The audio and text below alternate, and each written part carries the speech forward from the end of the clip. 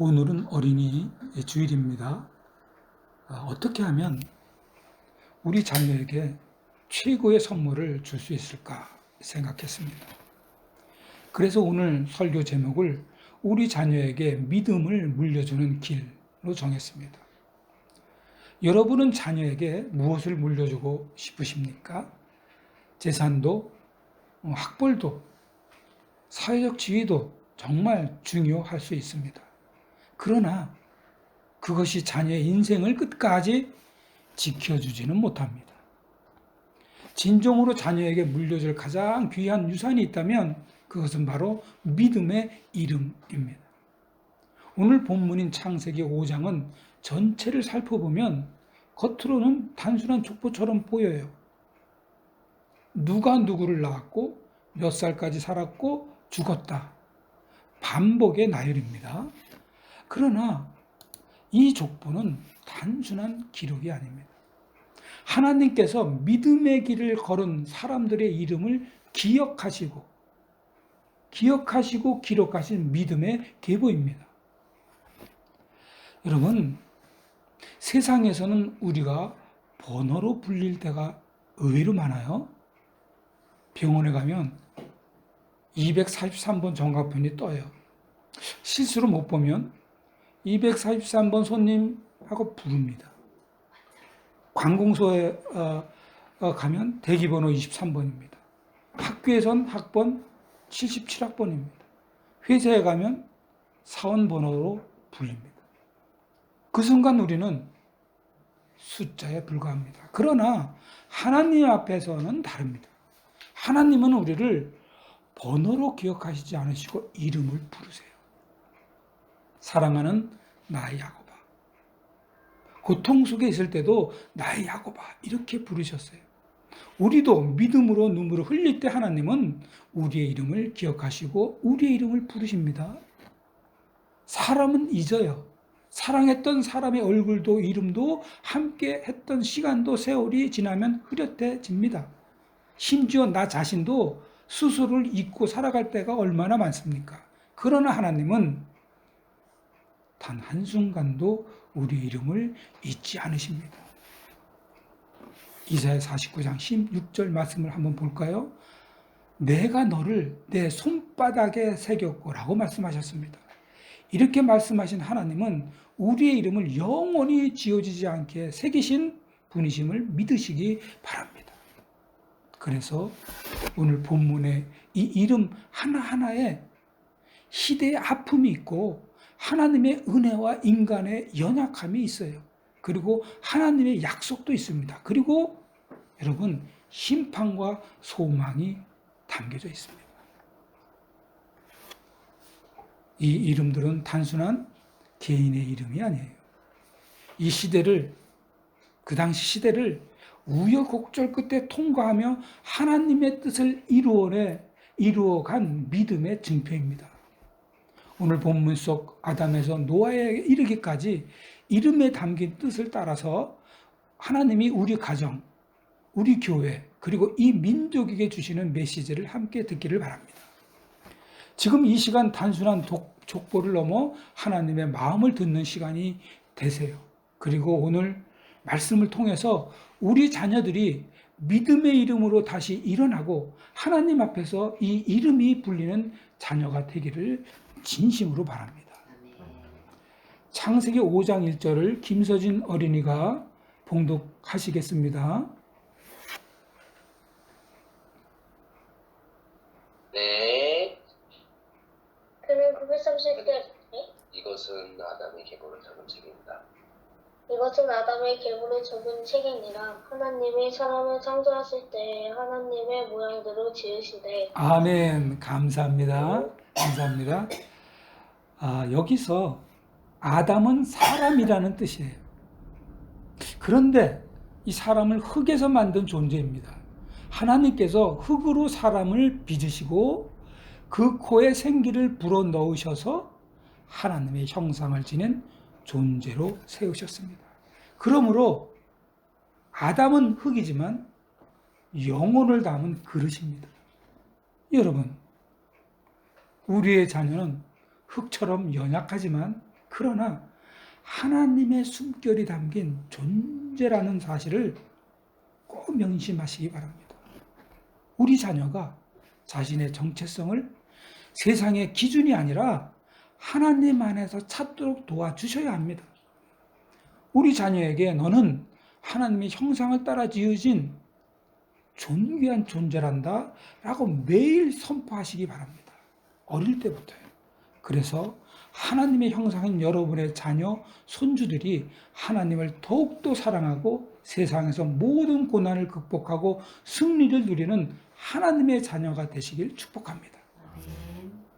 그러나 여러분, 아담이 선악과를 따먹고 타락한 후에는 그렇게 아름다웠던 하나님의 형상, 하나님의 성품은 온데간데 없어지고 그 아름답던 하나님의 형상이 흐려지게 되었습니다. 이때 하나님이 지으신 아담을 폐기 처분했나요? 아니요. 다시 말씀드리면 아담을 거기서 끝내지 않으시고 그 다음 이름을 준비해 주셨습니다. 어떤 이름을 해주셨는지 창세기 4장 26절을 제가 봉독합니다. 셋도 아들을 낳고 그의 이름을 에노스라 하였으며 그때에 사람이 비로소 여호와의 이름을 불렀더라. 아담이 셋을 낳았고요. 그리고 그 셋이 에노스를 낳았는데 그 에노스의 이름의 뜻은 세상에 이런 뜻이에요. 연약한 인간. 그리고 죽을 수밖에 없는 이런 뜻이에요. 그런데 이상하게도 건강하고 능력 있는 그런 사람이 아니라 이 연약한 에노스를 통해서 사람들이 처음으로 뭐라 그랬어요? 여호와의 이름을 불렀더라. 이 연약한 에노스가 연약함이 하나님의 능력을 끌어당기는 자임을 보여준 거예요. 셋의 아들 에노스를 통해 사람들은 자신들의 연약함을 인식하게 되었어요. 그때부터 하나님의 이름을 부르기 시작한 겁니다. 아마도 셋은 에노스가 자기 자녀가 너무나 연약해서 늘 하나님께 기도했을 거예요. 하나님, 우리 에노스 좀 살려주세요. 하나님을 막 찾았을 거예요. 그리고 그 에노스를 통해서 사람들도 같이 하나님께 기도했을 것입니다. 그러므로 여러분, 우리 자녀의 가장 먼저 가르쳐야 할 기도는 뭡니까? 하나님 도와주세요. 우리 자녀들은 강하지 않아요. 하지만 강해질 필요도 없어요. 왜냐하면 하나님을 부르면 되기 때문입니다. 자녀가 약할 때 하나님이 힘을 주십니다. 그래서 기도는 약함에서 시작됩니다. 자녀가 울 때, 자녀가 실패할 때, 넘어질 때 기도하자. 이것보다 더 강력한 훈련은 없습니다. 지금 시험 준비하시고 계신가요? 하나님 도와주세요. 기도하세요. 지금 사업하시고 계신가요? 하나님 도와주세요. 지금 일하고 계신가요? 하나님 도와주세요. 의외로 이렇게 하나님 도와주세요. 기도 잘 안 해요. 여러분, 짧지만 반복해서 기도하십시오. 하나님을 향한 임팩트 있는 간절한 기도라는 걸 아셔야 합니다. 여러분, 성 프란체스코 아시죠? 성 프란체스코가 동굴에서 기도할 때 아주 유명한 일화가 하나 있어요. 성 프란체스코가 동굴에서 기도하자 제자들이 지나가다가 성 프란체스코가 동굴에 들어가는 걸 보고 도대체 우리 선생님은 어떤 기도를 하나 하고 엿들었다는 거 아닙니까? 그래서 엿들었는데 어떤 기도인지 아세요? 주여, 당신은 누구십니까? 나는 누구입니까? 이 기도를 밤을 새서 했다는 거 아닙니까? 여러분, 짧지만 반복해서 간절하게 한 이 임팩트 있는 기도, 내가 누군지 하나님께 겸손하게 자기를 낮춘 그 기도, 그리고 하나님, 그 하나님은 어떤 분인지 계속해서 답을 요구했던 성 프란체스코의 짧지만 반복한 그 간절한 기도, 이 기도가 임팩트 있는 기도입니다. 그러므로 하나님 도와주세요. 이렇게 기도하셔서 하나님의 도우심을 받아 하나님이 하셨습니다. 이런 고백이 터져나오고 하나님께 최선을 드리고 하나님을 더욱더 믿고 살아가시는 여러분과 여러분의 자녀, 손들이 되시길 축복합니다. 이렇게 기도하는 자녀, 이렇게 하나님을 찾는 자녀에게 주어지는 새로운 방향이 있어요. 에노스, 그 에노스의 후손 가운데 에녹이 나옵니다.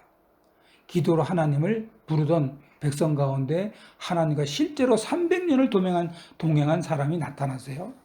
창세기 5장 24절을 우리 김진희 청년이 봉독하시겠습니다. 24절입니다. 에녹이 하나님과 동행하더니 하나님이 그를 데려가심으로 세상에 있지 아니하였더라. 아멘. 세상에 있지 아니하였더라. 하나님과 동행하였더니라는 표현은요, 히브리어로 하면 힛 알레크 에타 엘로힘입니다. 단순히 하나님의 뜻을 따랐다는 의미를 넘어 날마다 밀접한 관계 속에서 걸었다는 뜻이에요. 단지 윤리적인 삶이 아니죠. 하나님과 관계 중심적인 삶을 살았다. 예수님처럼 하나님 아버지와 기도로 친밀한 교제를 나눈 거예요. 다윗처럼 하나님의 마음에 합한 사람이라는 거죠. 늘 다윗처럼 하나님 앞에서 자신의 마음을 여는 거예요. 혹시 실수하더라도, 도망을 쳐야 하는 상황이 있다 하더라도, 왕이 되었어도 하나님께 늘 순종하는 거예요. 이것이 바로 하나님과 관계 중심적인 삶을 사는 것입니다. 우리도 중요한 결정할 때 하나님, 이 길이 옳은가요? 물으세요. 문제를 만나면 불평하지 마세요. 불평 대신 하나님께 먼저 묻는 습관을 가지시기 바랍니다. 여러분, 제가 그나마 잘 아시죠? 사업이 이상한 방향으로 갈 때 제가 이 사업을 계속해도 괜찮을까요? 물었기 때문에 그나마 하나님의 제어로 죽지 않았습니다. 여러분, 에녹의 삶은 하나님과 함께 걸은 긴 산책이에요. 많은 사람들은 하나님을 필요할 때만 찾는 손님처럼 됐죠. 그러나 에녹만은 하나님을 매일 아침마다 함께 걷는 동반자로 살았습니다. 여러분, 이 시대 자녀들에게 전하고 싶은 게 이거예요. 바로 세상은 계속 달리라고 말하고 있어요. 그러나 하나님은 함께 걷자고 말씀하고 계시다는 겁니다. 그리고 에녹은 하나님께 걷는 길의 완성입니다. 세상의 성공보다 더 귀한 것이 하나님의 동행임을 자녀에게 가르쳐야 합니다. 그래서 자녀에게 물어보세요. 오늘 너는 누구와 걷고 있니? 매일매일 하나님께 함께 걷는 훈련을 시키세요. 어떻게 해요? 말씀, 묵상, 기도로 훈련을 시키십시오. 학원 가는 거는 무지무지하게 그냥 푸시하시면서 왜 하나님과 함께 걷는 훈련을 시키지 않으려고 하십니까? 말씀을 읽게 하시고 묵상하게 하시고 기도하게 하세요. 에녹은 그리고 하나님과 함께 걷는 발자국입니다. 하나님과 동행한 에녹과 자기 길을 걸어서 가인의 길을 걸은 자의 삶의 방향은 완전히 다릅니다. 그런데 여러분, 에녹처럼 하나님과 동행의 길을 걸으면 그 다음에는 하나님의 오래 참으심을 경험하게 될 것입니다. 하나님의 오래 참으심을 경험하게 되는 것은 에녹이 낳은 무두셀라였습니다. 창세기 5장 27절입니다. 27절을 우리 김은숙 집사님께서 봉독합니다. 그는 969세를 살고 죽었더라. 네, 맞습니다. 969세, 1000년 가까이 살다가 죽었습니다. 자, 이렇게 1000년 정도의 긴 세월을 살다간 이 무두셀라 이름을 히브리어로 메투셀라흐의 합성어입니다. 죽었다는 동사 메트에서 파생된 건데요. 그래서 해석하면 그가 죽으면이에요. 그리고 셀라흐는 보낸다입니다. 문맥과 연결해서 해석해 볼까요? 그가 죽으면 보낸다. 무엇을? 심판을. 자, 다시 해석할까요? 그가 죽으면 심판이 온다입니다. 그래서 무두셀라는 심판의 시계를 품고 사는 사람이었습니다. 무드셀라의 삶, 하나님의 오래 참으심을 보여주는 시간입니다. 마치 여러분 불이 나기 전에 사이렌처럼 하나님의 인내를 증언하는 삶을 살았어요. 눈물로 울며 하나님의 심판을 경고했던 눈물의 선지자 엘리야가 그렇습니다. 사람들이 듣지 않아도 포기하지 않은 그 인내의 사이렌입니다. 정말 놀랄 일은 무드셀라가 죽은 그 해에 홍수가 시작됩니다. 그러므로 무드셀라가 오래 산 것은 뭐예요? 하나님의 오래 참으심. 그것은 은혜의 시간. 자녀에게 반드시 알려야 할 진리는 그래서 기다림 속에 하나님의 은혜가 있다입니다. 요즘 세대는 빠르고 즉각적인 응답을 원하지만 믿음은 인내와 기다림 속에 자라나는 것입니다. 부모가 가장 힘든 것이 이 기다림 아닙니까? 여러분 제발 네가 뭐 그렇지 이런 말 하지 마세요. 너 언제 철들니? 이런 말 절대로 하지 마세요. 이런 말이 목구멍까지 오면 혀 깨무세요. 이 정도로 힘든 게 기다림입니다. 자녀가 그 기다림 속에서 하나님을 만날 수 있도록 포기하지 않고 말로라도 포기하지 않고 부모가 함께 기다려줄 수 있어야 합니다. 끝까지 기다리면서 기도하다가 여러분 부모가 죽은 다음에 하나님을 만난 사람도 굉장히 많아요. 예를 들어서 한 사람만 얘기할 거예요. 부모의 기도는요 헛되지 않습니다. 모니카는 죽을 때까지 어거스틴을 위해서 포기하지 않고 기도했어요. 모니카 어머니가 죽은 후에 어거스틴 하나님을 만납니다. 그 위대한 어거스틴은 교부가 됩니다. 그리고 그 유명한 고백록을 썼습니다. 부모님의 기도는 하나님의 시간 안에 반드시 열매를 맺습니다. 지금 당장 변화가 없어 보여도 하나님은 여러분 일하고 계십니다. 믿으세요. 우리가 죽은 후에도 믿음은 하나님은 자녀의 삶 속에 살아 역사하심을 믿으시길 축복합니다. 아멘.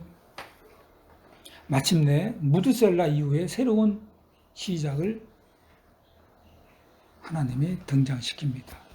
창세기 5장 29절을 우리 최옥이 집사님께서 봉독해 주시겠습니다. 창세기 5장 29절입니다. 5장 29절. 19절. 이름을 노아라 하여 이르되 여호와께서 땅을 저주하심으로 수고롭게 일하는 우리를 이 아들이 아니하리라 하였더라. 아멘입니다. 아멘. 노아는요 악한 세대 속에서 하나님께 은혜를 입은 사람이에요. 믿음으로 방주를 져서 가족을 구원한 사람이에요. 노아야말로 폭풍 속에 띄운 하나님의 방주예요. 그리고 어두운 시대의 한 줄기 위로의 빛입니다. 노아는 마치 어두운 밤에 들리는 정말 갓 태어난 첫 울음처럼 세상의 심판 속에 들려온 하나님의 위로의 말씀이에요. 물로 멸망받은 세상에서 방주로 구원받은 가족입니다. 우리 자녀가 이 시대의 노아가 되길 바랍니다.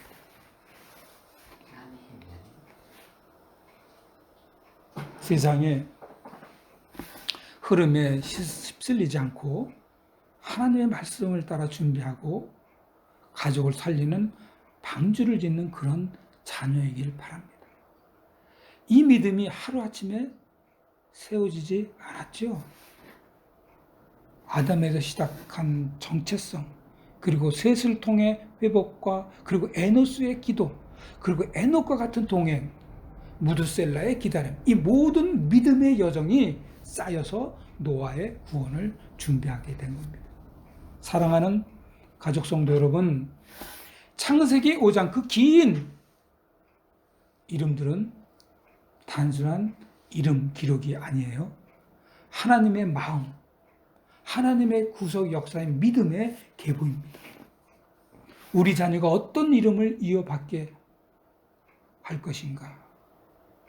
세상이 부요한 이름인 성공일까? 아니면 인기일까? 아니면 물질일까? 아니면 하나님이 기억하신 믿음의 이름일까요?